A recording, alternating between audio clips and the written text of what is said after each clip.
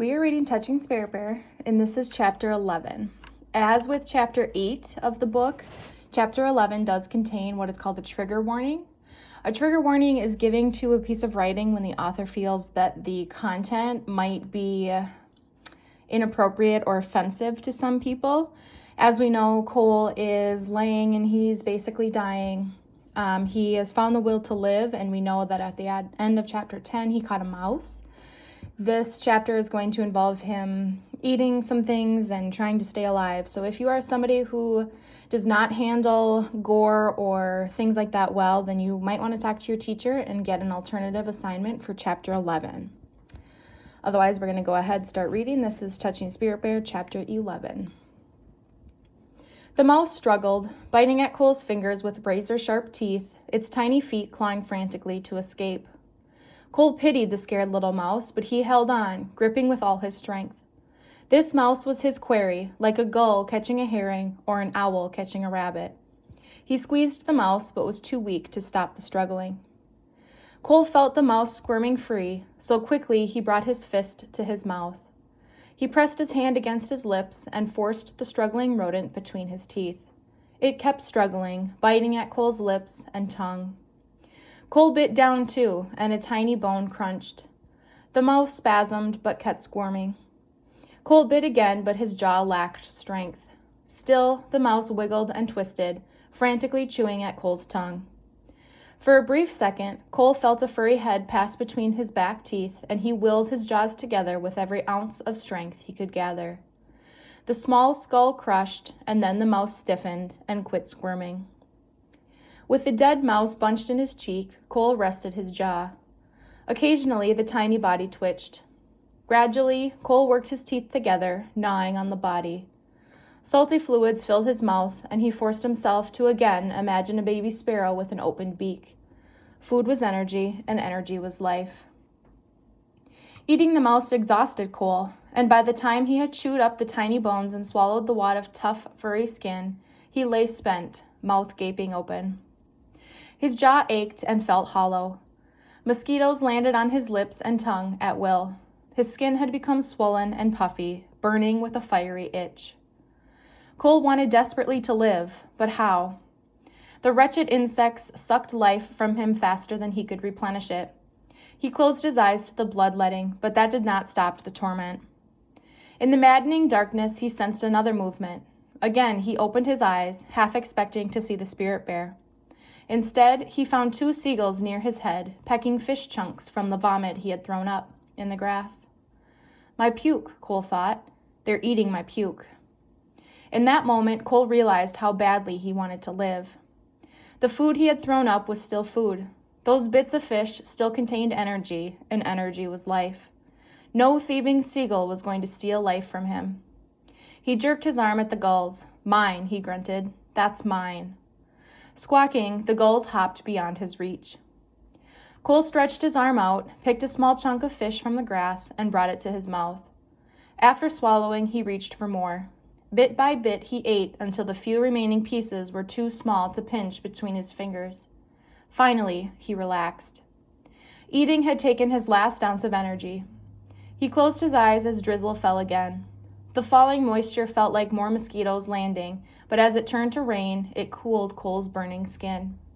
He opened his cracked lips and let rain hit his swollen, chalky tongue. Earlier, Cole had felt hollow and weak, as if the blood had emptied from his body. Now he felt something difficult to describe. Despite the cold, energy seeped through his body, letting him grasp thoughts and hold them in his mind. He felt satisfaction. He had provided for himself and could feel his body absorbing the food he had eaten. But still his body desperately needed water. He was thirsty, so very thirsty. As the rain fell again, the ground softened. Cole dug with his fingers and brought mud up to smear onto his swollen neck and face. He smeared mud over his broken arm and onto his ripped open chest. Maybe this would help keep the mosquitoes away. The wet dirt soothed Cole's burning skin. With his arm tired, he rested again. Gradually, rain pooled where he had dug up mud beside him. He stared at the muddy water, then placed his hand into the puddle. Each movement was forced as he cupped his palm and brought the brown, murky liquid up to his mouth. Again and again he reached for more water. Sometimes only a few drops made it past his dried lips, but gradually moisture coated his throat and finally allowed him to swallow.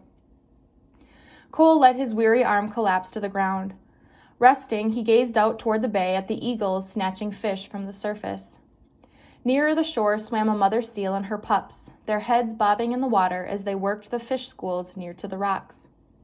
Cole scanned the ground once more and caught 2 more worms that surfaced with the new rain. He dropped them into his mouth and chewed. The animals weren't the only ones who could forage to survive. The sound of a twig breaking was Cole's only warning. He turned his head to find the spirit bear standing barely 20 feet away, staring at him, one paw forward as if frozen in mid-stride.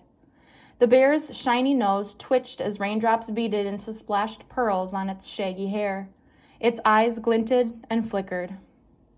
Cole's heart raced and his wounds throbbed. He felt the ripping of his skin all over again and heard once more the breaking of his bones.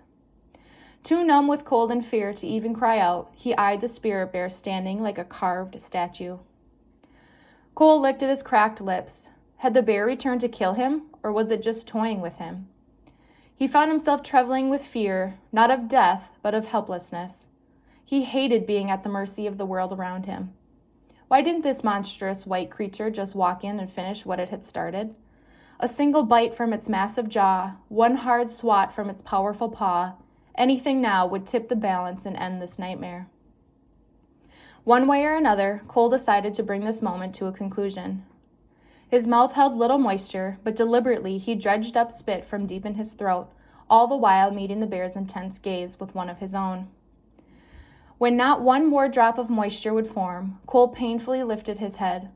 He sucked in the deepest breath he dared. He was spitting at more than the spirit bear. He was spitting at his life. The world would take him to the grave with a slimy goober on its face. Cole Matthews would still have the last word. Preparing for his final act of defiance, Cole drew his chin back. Then he spit hard, flinging the saliva with a desperate throw of his head. Pain attacked him from all sides, but he kept his eyes open. He wanted the satisfaction of watching this last moment. As if in slow motion, the glob of spit arced weakly toward the spirit bear, but landed in the grass far short of its mark. Cole collapsed. That was it then. He had done all he could. Now the world could do as it pleased with him. The spirit bear raised its head slightly and sniffed the air with a long, curious breath. Then it started forward. Cole tensed.